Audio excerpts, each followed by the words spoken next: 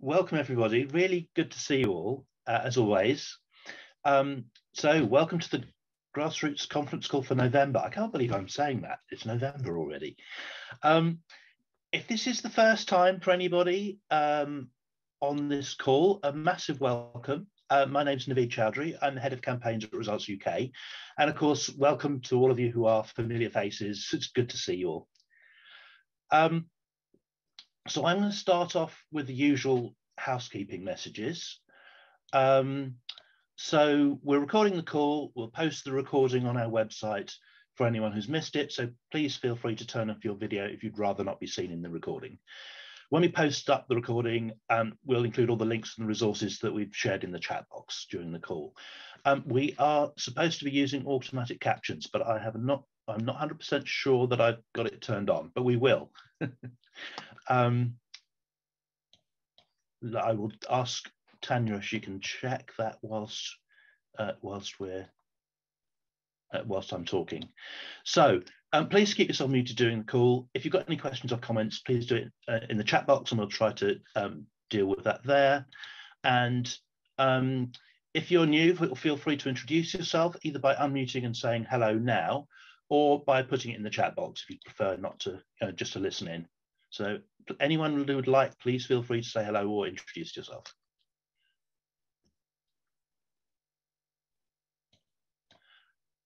Okay, so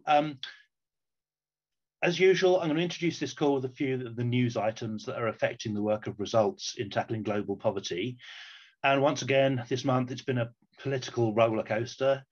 Then, of course, we'll hear about what's been happening all around the UK in your groups. And then, as always, I'll introduce our speaker. So, firstly, though, last month, we ran an election for the role of Grassroots Trustee. It's a really important voluntary position that helps to govern the organisation and steer our direction. And those of you who are on the call will remember it was a closely fought competition, so close, in fact, that it was a dead heat between Marcelo and Kush, Marcelo Alvarenga and Kush Naker. This has never happened before, so our board members who were on the call had to come up with a way to make a decision, which was for the existing Grassroots trustee, Cameron Fay, to exercise the casting vote. And as a result of that, Kush was elected to the board as Grassroots trustee, and we offer him our congratulations. Also to our runner-up, Marcelo, I can see you on the call. Thank you both, and indeed thank all of you for your support for Results' mission to overcome poverty by helping people exercise their personal and political power for change. So Kush is having inductions into the work of Results management team and our board. And in addition to the general role of a trustee, which is to be legally accountable for the charity's work, he will have the role of bringing the grassroots volunteers' perspective into the board's decision-making. I'm sure he'll be delighted to hear from any of you about what you think his priorities should be. And we're going to put his new Results email address in the chat box now. So any of you can contact him if you would like to. So now on to just doing that now. There we go. On to the maelstrom of UK politics, which you'll not be surprised to hear has a big impact on how our advocacy messages are received and acted upon by the government and politicians. Liz Truss was still Prime Minister last time we had a call, this time last month, and we had a new development minister called Vicky Ford. And some of you had previous conversations with her, and she seemed supportive of some of our concerns on health issues, for example. But now, just weeks later, both have gone. New Prime Minister Rishi Sunak has appointed former International Development Secretary Andrew Mitchell to the post of Development Minister. He ran the former Department for International Development between 2010 and 2012 and is widely considered to be very committed to international development. As many of you know, he also led a rebellion in Parliament against the government in July 2021, which I know many of you took action on, and is widely considered to be, so he led a rebellion in Parliament against the government for the target for official development assistance, or ODA, to be retained at 0.7% of the UK's gross national income. Now, although that's a legally binding target, many of you will remember that the government successfully argued for it to be temporarily suspended. And in fact, we're currently spending 0.5% and possibly not even that, depending on how you do the counting. And on top of all of that, there have been news reports just in the last couple of days speculating that this suspension could be extended by another 2 years. Now, obviously, if that happened, that would have a huge impact on the overall level of resourcing made available to fund poverty reduction efforts around the world from the UK. I'm not going to say any more about that right now, as we will have an expert guest speaker in a few minutes who'll be able to say far more than I can about the projections for our ODA spending and what that actually means in reality for the UK's moral and legal duties to support efforts around the world to fight poverty. However, I do want to say a little bit about what the changes in government personnel mean for Results campaigns at the moment. So last month, we asked you to write to your MP, asking them to contact Vicky Ford about the UK's support for education, and specifically mentioning foundational literacy and numeracy. Now, the fact that she's now out of that job doesn't mean that that campaign action is pointless, far from it. If you wrote to your MP, thank you. Hopefully, if they sent the letter as requested in time, it will have been seen by her and responded to already. But it is still important to raise this issue, and we don't assume that the new minister, Andrew Mitchell, already knows about it, at least not in any depth. And he will now have to respond to the specific issues that have been raised with him by MPs. So if you haven't written your letter from last month yet, please do. Just ask your MP to contact Andrew Mitchell rather than Vicky Ford. If you already sent your letter, you might want to write a quick follow-up mentioning the change of minister, which could act as a nice reminder to your MP. But of course, that's up to you how you approach that. So that's the education action from last month. Secondly, as of now, we still have no news of a UK pledge to the Global Fund to fight AIDS, TB and malaria, which was expected at last month's replenishment conference, despite the changes in government, and nor did the government make any announcement at the polio pledging conference in Berlin on the 18th of October. So both of those are really important. We do need those pledges to happen. But because of the economic situation we're currently in and hearing about all the time, we expect there to be strong political pressure to reduce financial support for eradicating these diseases. And I'm expecting that we might hear a bit more detail about this in the discussion on this call. So do ask any questions about those if you have any for our speaker. Thank you for all the work you've done this year to campaign for the UK to strongly support the vital life-saving work of those important global health institutions. We remain hopeful, but we also need to be realistic that we are very likely not to get as much resource put into those efforts as we asked for. Next, I want to give you a brief, so back to education, actually. I'm not sure this is a logical order, but I want to give you a brief heads up about that we expect to continue our campaigning on education, not necessarily this next month, we're still working on the timing, but it will be yet another need for resourcing, and this time for an organisation some of you will have come across called Education Cannot Wait, or ECW. ECW works to provide education for children in humanitarian emergencies, and given the current state of the world, this is obviously needed as much, if not more than ever. In the past, the UK has been a strong supporter of this work. Now, you might be wondering what's the point of keeping on asking the government for money for various causes at a time like the present. But as results, we firmly believe that we need to continue to be speaking out for these important global priorities. And we do see other countries stepping forward and showing global solidarity. So the UK can do too, if it chooses. And again, I look forward to hearing the perspective of our guest speaker on that topic.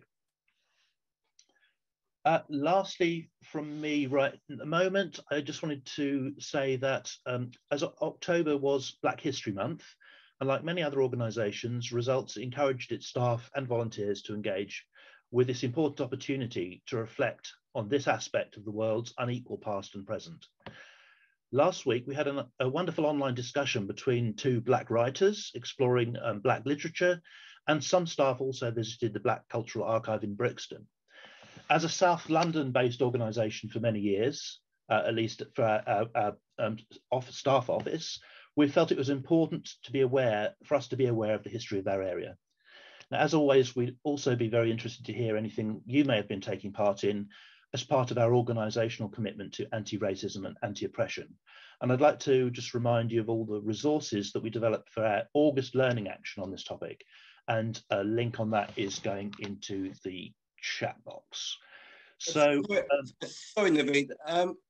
Sorry to interrupt. Is there any? How can you get to hear the chat between the two Black writers? Is there any recording of it, or? I don't think it was recorded. It was really good, and it would have been great if it was, but it may be that they didn't consent to that. I don't know the reason, but we don't have it on our website, I'm afraid. Really sorry. That's fair enough. We may be able to send you we can send you the details of who they were, but I haven't got them to hand right now, but we can do that. Okay. But the learning resources, as I said, gone into the chat box. So that's it. I'm going to shut up just for now. I'm going to hand over to Tanya to share a bit about all of your activities around the UK this month. Thanks, Naveed, and good evening, everyone. So this has been what feels like a very chaotic time in British politics, and now more than ever, it is so important for the people like you to continue to take grassroots actions and stay motivated.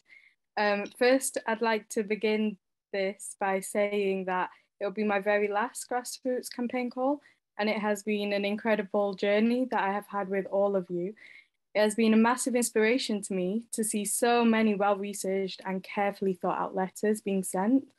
I will also be continuing as a grassroots with results, so the London group, and I look forward to seeing you all sometime in the future. So it's not a goodbye necessarily, but it's a look forward to seeing you again soon. So to get on with the update, first I want to highlight the incredible work by the Swansea group and the London group, who have been attending their local university fairs to recruit new volunteers and new members. So I went along to one of them and saw their incredible skills in action. And the London group actually followed up with a social event, which looked like a lot of fun. So I wanted to hand over to Richard and Aurora, who might want to quickly share their experience of this with us.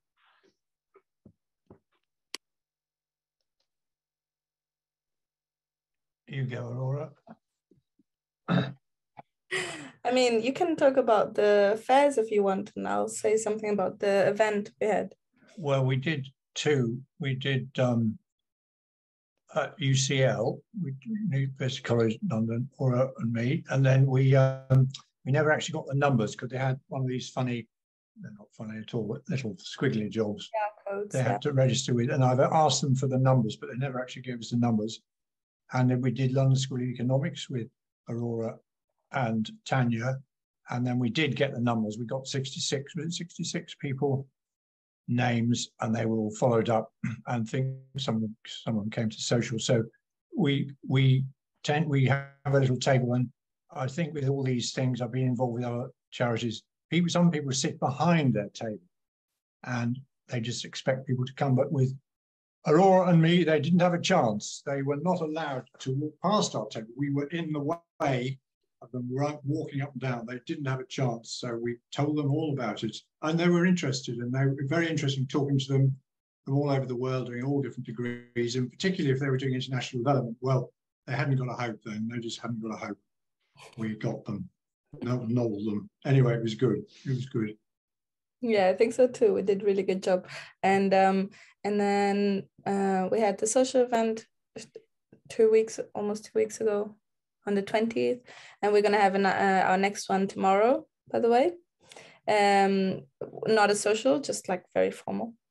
So we're going to do the follow-up last time we decided that we're going to have our 2 meetings a month from here on out. One is going to be the day after the conference call, and another one around like mid-month, more social event. And the one after the conference call, just to decide what we want to do and so on. And it's actually interesting that what we had decided this last meeting that we wanted to speak about was about possible cuts to the funding to international development spending. So really, really cool that we're doing this now. So it really brings this in that we had talked about last month into this one. And I'm really excited.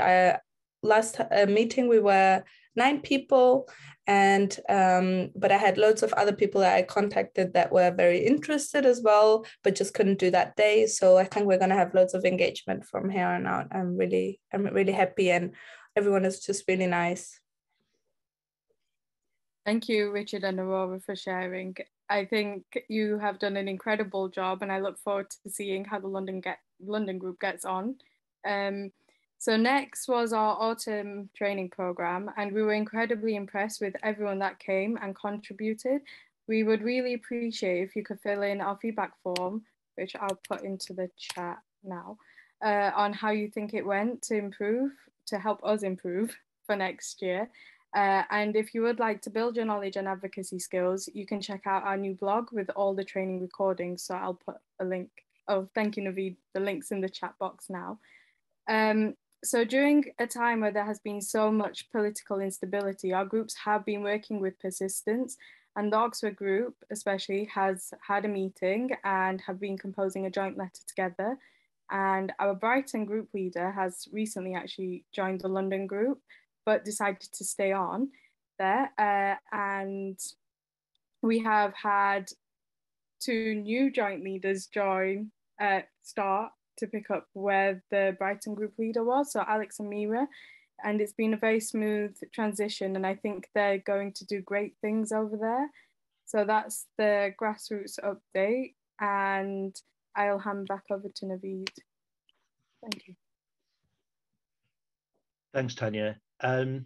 So now I am going to introduce the guest speaker who I can see has joined us. I'm really happy to invite and welcome Richard Watts to this evening's call. Richard, can you hear me? Yes, I can, Naveed. Can everyone hear me? Yes. Richard is Senior Advisor on Development Finance at Save the Children UK. He's a real expert on the issues we're campaigning on this month, and I know he'll be able to answer all your questions on the implications of the current political and economic situation on the UK's part in fighting global poverty. So Richard, welcome. Thank you for being with us this evening and for joining members of the Results Grassroots Campaigning Network on this conference call. We've campaigners here from all around the UK, ranging from people who've been campaigning on international development for many years and to others who are really quite new. Now, in a minute, we will be asking 3 pre-prepared questions, which I know you've seen. But before we ask those, I'm going to follow our regular practice on these monthly meetings, which is to ask you if you could share your personal story about how you got involved in advocacy on global development, and particularly what drew you to development financing. Great, Naveed, and yeah, it's a real pleasure to see everyone on the call. It's brilliant, and I'll probably detail a little bit why this is why I'm I'm really thankful for the opportunity to speak to everyone. So I don't know how deep you want me to go, but I'm a big fan of geography at school, and kind of took that on at university. And obviously, geography isn't just about river studies and things like that. A lot of it's about international development and economics. So that element drew me in. And I had the opportunity to go and live I went to live in Cameroon for almost 2 years after university, to work in different local organizations. And then after that, for the last sort of 13 years, I've primarily focused on development finance, more from a research, sort of policy research background. So a lot of my work over the last sort of 13 years was writing reports for people like the UN or helping governments with their development finance models and how they were going to bring money in to finance development and fight poverty eradication. So I think the challenge that I found with research is often I'd write something and I'd send it and deliver a piece of work, and I never knew who read it. And that always troubled me a little bit, because was I actually having an impact? I think sometimes I might get a bit emotional at certain points, but I think I always want to be on this earth to make an impact, to make a difference. Not that I think I'm big-headed, but if I can do 0.001% of good, then that's great. So I think when you write big, massive reports and you send them in, but you don't know who reads them, it troubled me a little bit. Was I actually helping, or was I the problem, kind of thing? So I think 2 years ago I joined Save the Children UK, essentially because I wanted to feel more of a tangible impact of my work. I was quite worried that a lot of the time I do research and it takes me a long time to write stuff. So I was kind of worried. I think sometimes with NGOs, or you kind of, they play fast. The perception is they play fast and loose with information. So you might write a big report and then they take a tiny bit and then tweet about that, and it's not quite right. But actually, I think it's been a real pleasure the last 2 years working with Save the Children UK on issues such as fighting the cuts to UK aid. And I think the biggest thing for me is I know there might be less people that do research in Save the Children UK than I'm used to in previous jobs, but one thing that it's a pleasure to work with people from like the media team, the comms team, who are like world leading people. So I kind of feel that if I can do my best, if I can deliver on the research that I do and give them the information they need, then that leads to kind of massive impact. So I guess it's one of those things where it's not about a massive amount of people. It's as long as you've got a good team that really have expertise in their different fields, you can make a big difference, I've felt, over the last 2 years. Anyway, that's probably a bit too much. Thank you, Richard.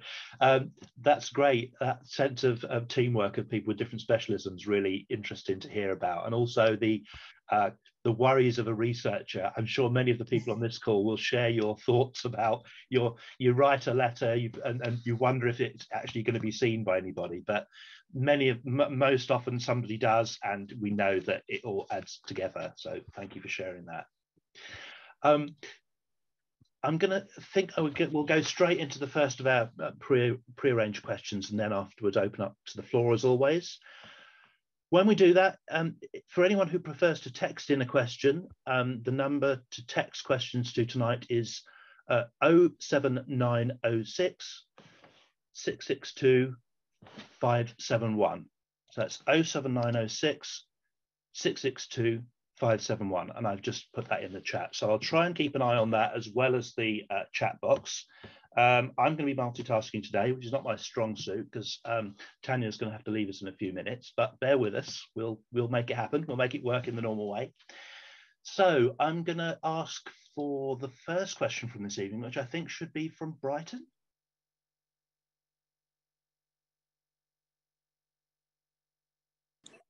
Hi, can you hear us? Hello, Brighton. Welcome. Oh, sorry, wait. Hi. Right, so the first question is, how much difference have cuts to the UK's overseas aid budget made, and what are the risks of further cuts? Okay, that's a good question in sort of two parts. I think in terms of how much difference cuts to UK aid have made, I think the thing that kind of shocks me about the world is the sort of inequality. So, for example, the cut to spending 0.5% of gross national income compared to what it was before at 0.7 is around 4 billion, which is about 0.4% of government spending. When you consider that interest payments on government debt this year are 100 billion, it's that what we're talking about now is not very much money in kind of UK spending or terms, but actually that amount of money is massive. I think one of the tweets that I did a couple of years ago was 4 billion is the same amount as 27 countries would spend on health, in low income countries would spend on health. Which is crazy when you think about the comparison between the UK. So I think in general, I think it's the sense of scale that troubles me in terms of how little the kind of contribution is from the UK government's perspective compared to how massive 4 billion is to people living in the poorest countries. I think in terms of the difference, I think one of the things that's been quite challenging, I get asked a lot by parliamentarians and media organizations to how many people has this impacted, how many deaths have we seen because of the cuts to UK aid? And that's very difficult to kind of quantify, because often UK aid supports different efforts. So it's very difficult to say, okay, well, Navi talked about the Global Fund. The Global Fund doesn't have this many million pounds now, or this health centre wasn't built. So we can provide some evidence about things that weren't delivered, but it's very difficult to then equate that to kind of lives lost. And I think that's one way that the government has been able to sort of ride out, or there's no kind of smoking gun, there's no kind of tangible thing where you can link the cuts to deaths. But obviously, I think, as I said before, 4 billion has made a massive difference. I think you can provide some kind of, in the past, in terms of the UK aid maybe helped. I think some of the stats that I was asked to put together before were, in the past, I think over 5 years, UK provided almost 7 billion to humanitarian assistance, and that helped over 300 million people. And now that's been cut by 20%. So we're talking about potentially 80 million less people served by humanitarian assistance. And I think when you come to someone doesn't have support, humanitarian assistance support, that's life-saving support. So, so I think throughout this, there's a whole body of evidence now, maybe not linked to death per se, but a whole body of evidence now about whether that's health centres not delivered, whether that's promises to the Global Fund, promises to the World Bank to support, crisis-affected countries now with nutrition. So I think it's it troubles me slightly when you compare what this means from a UK budget perspective to the cuts. I can answer kind of further questions on that, but I'll move on to the second part, kind of the risks of further cuts.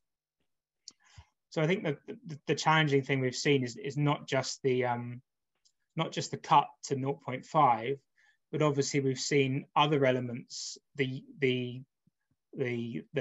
Humanities Treasury have become very interested in ways that they can count ODA, count aid spending, without actually having to leave the UK or actually count towards their spending, taxpayers' funding. So I think one of the big things, I don't know whether people saw in the news over the last kind of few weeks or so, is the rise in refugee hosting costs. And in the past, the UK government didn't count hosting costs as aid. And previously it didn't count certain elements. But obviously now, with rises in kind of challenges with accommodation and hotel costs, but the costs are absolutely massive now. So potentially this year we could be looking at an aid budget of around 11 billion in total, but almost 3 to 4 billion of that will be on refugee hosting. And so obviously that means that cuts will have to come elsewhere to funding poverty eradication in developing countries. And a lot of that money has already been budgeted for because of the budget reduction. A lot of the budget is already used up. So there's a lot of crisis planning now in the Foreign and Commonwealth Office, Development Office, how they're going to make these cuts work. So, and then there's other ways. So there's debt relief to Sudan, which is a debt from the 1980s, which wasn't paid. And then interest has been accrued over time, over 40 years. So now the UK government can claim £800 million of that as aid, whereas almost all of it is interest payments over time that the government then didn't pay. So it's another way the UK government is using to kind of fill up the aid budget, and at the exclusion of poverty eradication, essentially. So I think that I was asked a lot recently, would it go lower than 0.5? And I don't think it can really in the sort of medium term. But that 0.5 is very, the UK government treats that as a ceiling at the moment. There's no way that they want to go beyond it. but they also want to fill it up with things that are questionable, whether they should be counted as aid. So that's another way that risks cuts further. And in terms of, I think Naveed talked about the sort of the outlook for the future. I think very much it looks like 0.5 will be here to stay for the foreseeable future. Certainly with the autumn statement that the Treasury is going to produce in 2 weeks, but I wouldn't expect them to announce a return to 0.7. I'm hopeful. I mean, I can push for it. We can push for it, but that would be a big win if 0.7 was still in the autumn statement as coming back as it was last year. So, but even then, I think that would be a challenge. I think, given the rules they put in place to move back to 0.7. Is that a useful answer? Just to say, I live in this topic quite a lot, so if my answers aren't clear, please say so, and please ask any questions. No questions, a silly question at all. Thank you, Richard. This is good. I've already seen in the chat some further questions, which we'll come to a bit later on. And yeah, you've mentioned the previous autumn statement where some of you will remember that actually Rishi Sunak, when he was Chancellor, did make a commitment on behalf of the government to reinstate 0.7 by 2024, 2025. So that's the kind of the last official statement that we're working towards. But yeah, really accepting all of those risks that you've mentioned, Richard. And thank you also for highlighting the kind of challenges around expressing what might have happened. You know, we've all got projections of what we want aid to do, or a certain amount of ODA spending to do, and if that doesn't happen, you can count, you know, the amount of people that money should reach for different kinds of interventions. So, for example, the Global Fund is always talking about the number of people it's reached with a certain amount of money, and therefore you can project what could be done with that kind of money. But we do need to remember that those are illustrative facts on the whole, and no one goes around counting individual people who've unfortunately not had treatments or died or whatever. So we need to be a little bit careful with that that kind of data, and thank you for reminding us of that. I'd like to go to the second question now, because I'm sure we're going to come back to some of those issues you've just raised, but the second question that's scheduled is from the Cheshire group. So over to Cheshire. Hello, yep, this is Karen from Cheshire. Hi, Karen. Macclesfield, Cheshire. So, does the appointment of Andrew Mitchell as the new Development Minister make a difference to the outlook for the UK's development programmes? Nice political question here for you, Richard. Thanks. Yeah, politics was not something I was used to 2 years ago, since before joining SAVE. It was really interesting. Thanks for the question. It's really yeah. I don't, obviously, I'm not a fly on the wall within the Foreign Common Development Office, but I can do my best in terms of guesstimating the answers to this question. It was quite interesting on Twitter, kind of the reaction to the appointment of Andrew Mitchell. Lots of people like really happy, like really kind of, oh, this is brilliant news, this is fantastic. And in my mind, I didn't know whether to be like happy or should I be. I think working on UK aid for the last 2 years, I've sort of been the bearer of bad news for 2 years, and everything just seems to getting progressively worse. So I think when I looked at it, I was like, is this good news or is this bad news? Is this someone that was really heavily campaigning for 0.7 and UK aid now within the government and being quite, you know, it's in a position now where Andrew's less able to say certain things. So I think yeah, I don't know whether to be. It's a difficult one whether to be really happy or slightly down. I guess the jury's out in certain elements, but I'll kind of expand on that a little bit. So I think in terms of Andrew Mitchell, I think there are some things that are very clear. His obviously his you know, for the last 2 years he's been very vocal in wanting the Conservative government to restore its manifesto pledge on 0.7, and you know, the kind of leading voice in the backbenches for UK aid. So obviously to have him now within a ministerial position is is good, and it's obviously clear that he cares. He cares about the issues, and he cares about like UK aid being effective in sort of supporting global poverty eradication and kind of UK interests, whether that's like security and prosperity, those types of things. So I think that's definitely a win to have someone in post that cares. That certainly will make a difference. And I think if you look at Naveed, you talked a little bit about when he was in post in 2010 and to 2012.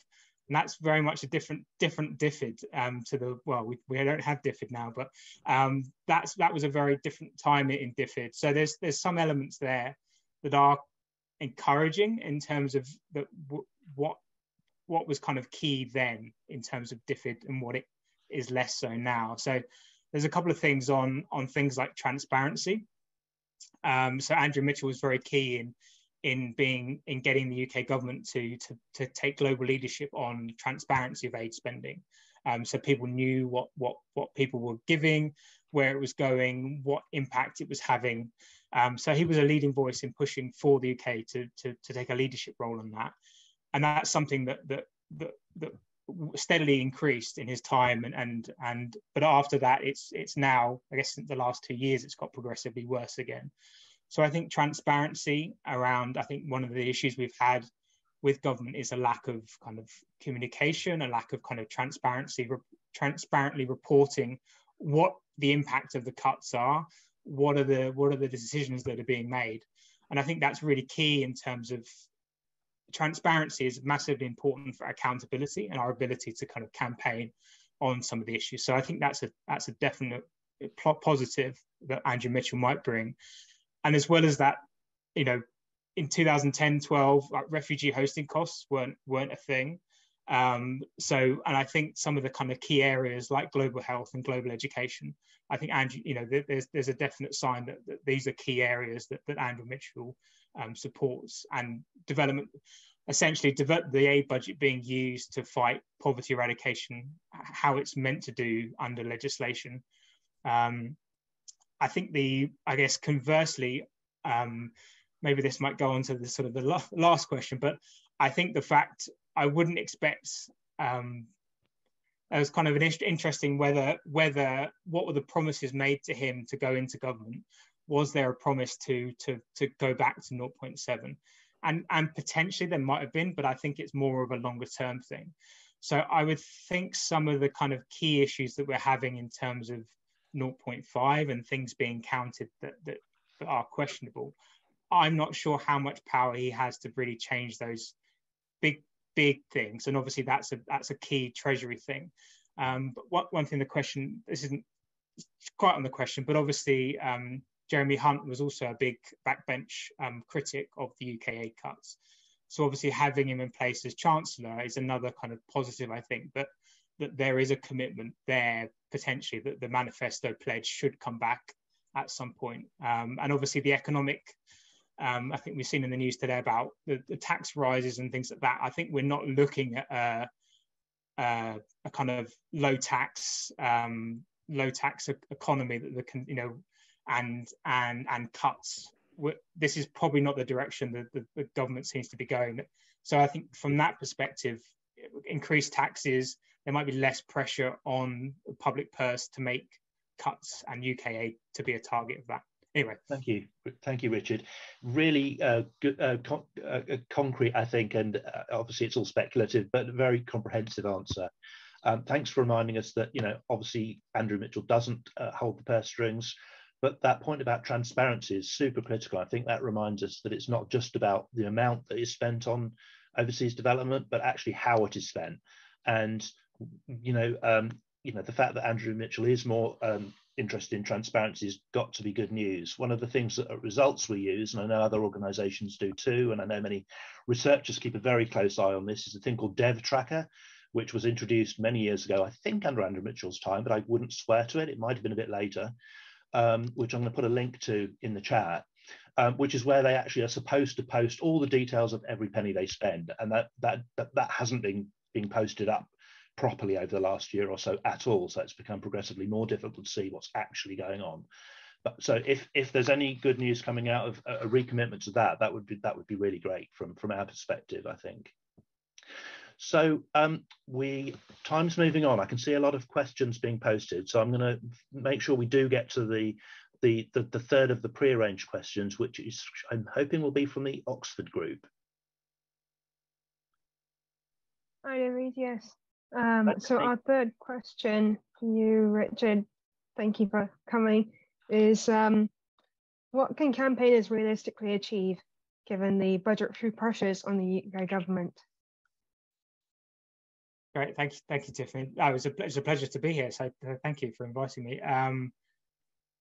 I think that this is probably a bit personal, but I think over the last 2 years, I've kind of felt a bit like a keyboard warrior, kind of, you know, in terms of really believing that I struggle to have understood what the government has done over the UK cuts, in terms of, you know, cutting aid to like water and sanitation, which was vital to COVID, you know, kind of efforts to eradicate COVID, and some of the decisions around sort of cutting aid to fight, you know, kind of the issues around kind of humanitarian assistance at a time of kind of global insecurity, instability. So some of the kind of, I think that I find it challenging to kind of be a keyboard warrior over the last 2 years and try and make sense of why they've kind of gone on this kind of course of action. And at times it's kind of felt, I'm sorry, I think I'm going to a positive place at the end. I think at the times it's felt quite fussy, you know, is this working? You know, how am I'm fighting, I'm trying to tell what's going on with the UK cuts. I'm trying to say to the government, this is crazy, this is madness, but they're not really listening. But they're not only just not listening, but they're making things worse as well. So, I guess my point of this is I think throughout this, I've come to realize that people, if you campaign on things and if you provide accurate information and you have solid arguments, people listen, and people. So over the 2 years, I've kind of increasingly known that people listen to, like, if you have, you know, if you campaign and if you have a voice and you use that voice, then people do listen. And I think the sign that Andrew Mitchell was in post, I think, I don't know, I think we have to take that as a big win, that Andrew Mitchell has been, his fight on 0.7 is not his alone. The amount of times he asked for information from Save the Children in his statements, and, you know, the amount of times he's asked for people's help, to evidence, to fight in Parliament, to raise parliamentary questions. How do I make sure what I say in Parliament is accurate? So I think the amount of noise that we've made has obviously caused Rishi Sunak to say, this isn't worth fighting. You know, this is such a small amount of money and it causes us problems. And I think the point of Andrew Mitchell shows that there is potential for us to have an impact, and we have had a voice. And I think I'm not one of these people that speaks about, you know, how change happens. But I think in my experience over the last 2 years, it's that people listen, you know, people are human, you know, people like Rishi Sunak are just another person. And if you campaign on them, if you have solid arguments, they listen. And if you create enough noise, then eventually something kind of breaks. So I think in some ways the Andrew Mitchell appointment is a bit of a, Thank you. I think we should take heart that it is us that are doing that. And I think in terms of the budgetary pressures, as I said, I think maybe link back to what I said before, this is not a big amount of money. This is not it's not, you know, we can sort of evidence that this is not a huge amount of money, but yet it can have a big impact. Richard, I'm going to stop you there if I may. Sure. We've got quite a few questions coming in, and it's 8:45, so I'm going to ask you if you could maybe Sure. We'll try and get through as many quick answers to questions as possible. But thank you again for I really like that positive answer. And also, you know, you say you don't talk about kind of how change happens much. I think that's something that results we think about an awful lot. And what you just said really spoke to us about keep on talking to people who are human, even though they may hold positions of power. So thank you for reminding us of that. I am now going to open it up we've got quite a few questions on the chat, and a couple come in on text to me as well. So I'm going to start with some of those, if I may. The first one is from Pete. I think it's definitely a question for a researcher, because it sounds pretty technical. Going back to that, I don't know if it's possible to give a short answer. It may just not be, but can you estimate the difference that UK aid has made by consolidating different data, such as IMR, hospitalizations, birth rates, etc., over the past years? I don't know what IMR is, Pete. You might want to expand on that. Yeah, infant mortality rate. Oh, of course. Yeah, thank you. Is that something, Richard, that researchers do, or is that sort of data helpful? I think thank you, Fruta, for your question. To answer quite quickly, I think one of the challenging things around, DFID have tried to measure what their impact is. And I think the challenging thing is, in terms of kind of infant mortality, there's a whole range of different factors. So it's not just UK aid it's not UK aid in a bubble that's supporting kind of children. There's obviously government resources, there's other aid flows, there's a whole lot of kind of development finance that delivers for children in children's health and things like that. So I think what DFID have tried to provide us, or evidence, is to say, how many people have they provided water and sanitation facilities to? How many people have they vaccinated? How many people have they provided basic nutrition support to? How many people have they provided humanitarian assistance? So I think one of the key things is we can look at those metrics to say, this is how many you supported in the past with this much money. You're now providing X% less money, and therefore your potential reach is, that you could probably reach X million less. I think that's the challenge, is kind of equating UK aid to some of those big actual kind of impacts of children, and that's a challenging thing, because it's not certain. But the second thing is, the government has done impact assessments, but they haven't made them public, and they don't want to. So I think that's another challenging thing. Thank you, Richard. That is astonishing, that the government have actually made impact assessments and they're not sharing them. That sounds to me criminal. Of course, there isn't a law that says it's criminal, so it's not criminal, but it sounds extremely unethical. But the thing is that we're using data, long-term data, to establish the difference between expected hospital deaths, for example, and COVID deaths, and calculating, how much extra deaths there have been. And we've got all sorts of data which can track people's well-being, the most important being that under 5 infant mortality rate has fallen so much in the last 30 years. And there are reasons for these, and there must be research having been done by the big NGOs and UNICEF on what the relationship is between how we're behaving as a species and the outcomes, which seem to be improving. That's the last point I want to make. Thanks, Pete. Richard, do you have any thoughts on that? Yes, I think I guess two things. I think in some instances, the UK aid plays a massive role in terms of delivering health or education services.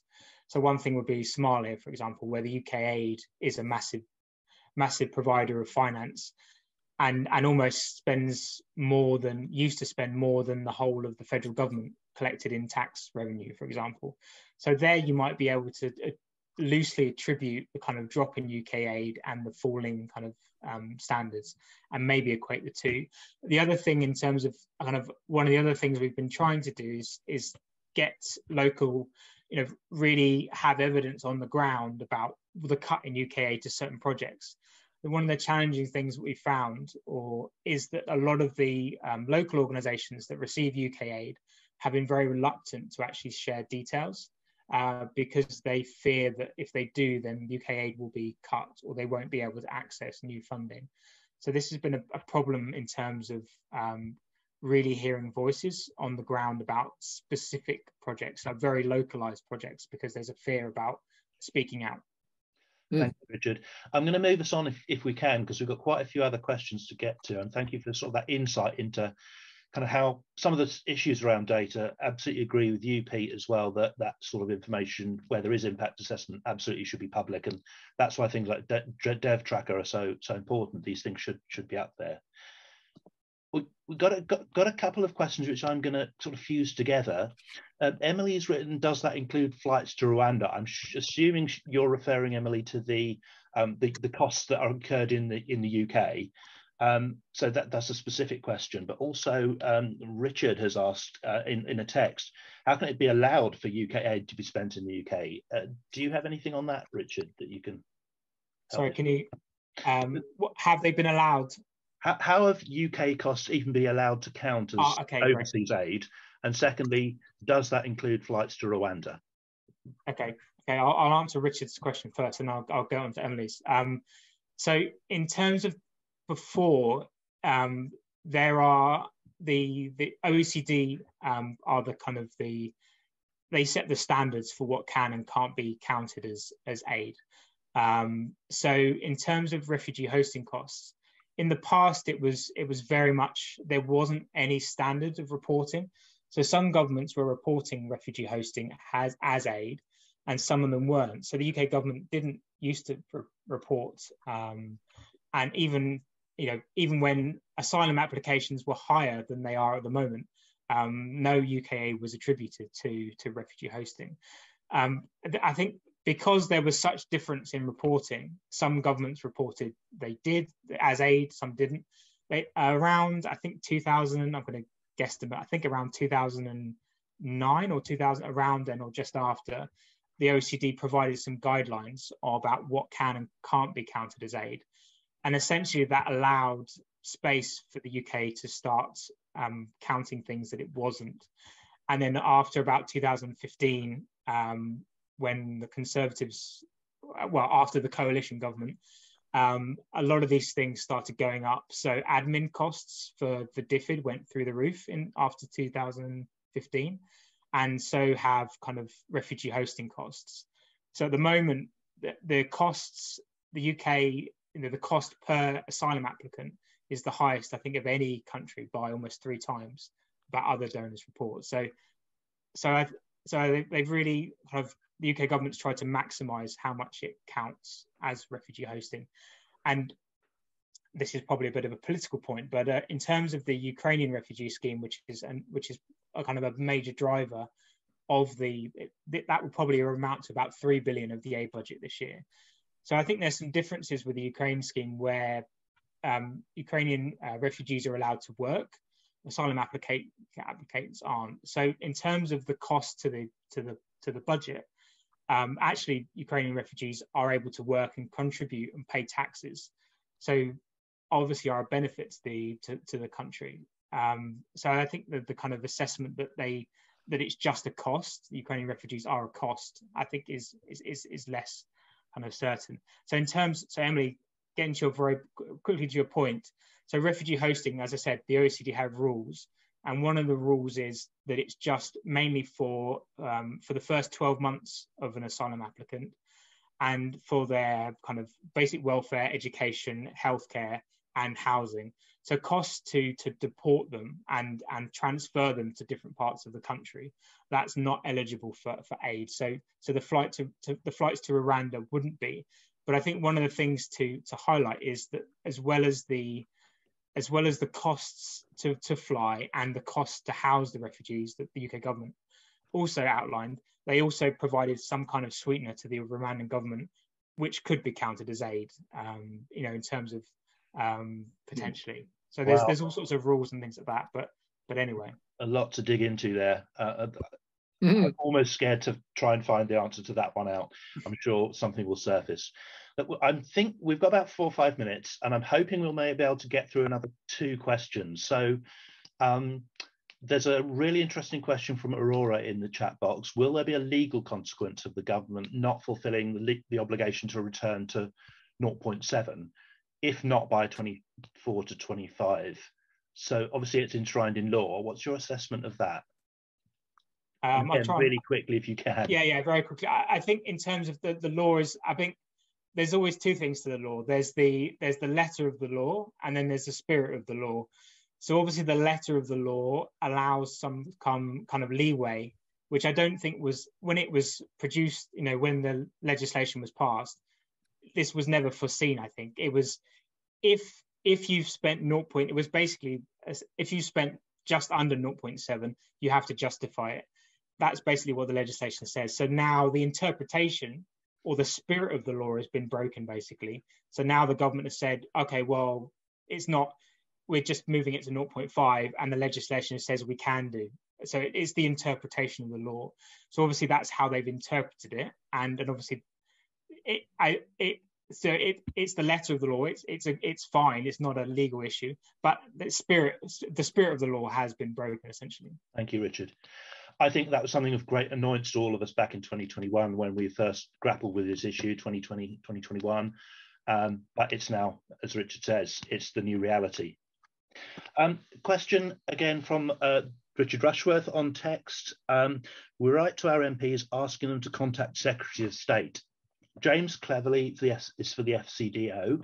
So should we suggest that people contact Andrew Mitchell now? Because obviously that's the more junior role. I don't know if you've got any thoughts on that. I've certainly got a very brief answer from the kind of results perspective. I think from what's been said since I sent that in, I think the answer is no. Richard, what's your take on that? Naveed, if you've got an answer, I don't know about the certain roles and responsibilities and the kind of parliamentary process. So maybe it's better for you to answer it.